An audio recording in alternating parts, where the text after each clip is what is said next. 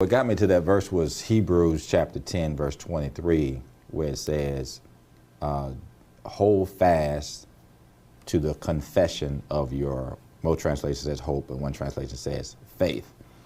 For he who has promised is faithful. He who is faithful is the one who promised. So that's what the starting point was. And so when because my whole point was to talk about holding fast to the confession of our faith. But then I began to consider, and I was just impressed of the Lord, in order for us to hold fast to something that was promised, we have to understand the one who made the promise was faithful. Amen. Because if you're talking about or wanting to hold on to something that someone who is inconsistent, unreliable has said, there's really no substance to your holding fast to that, because you in your mind is like, it's probably not going to happen anyway.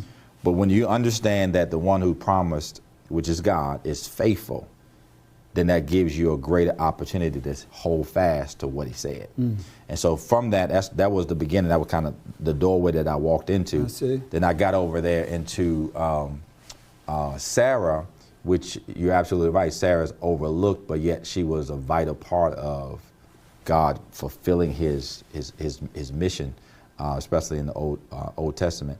And so it says Sarah, the New King James says, Sarah received strength.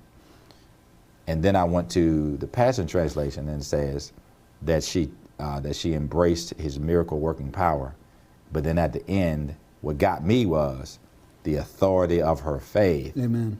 Rested in the one who had promised.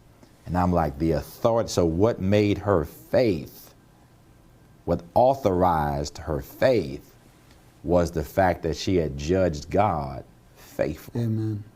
And so because she had judged God faithful, her faith now had the power, the authority, Amen, to now pull in whatever she needed in her body.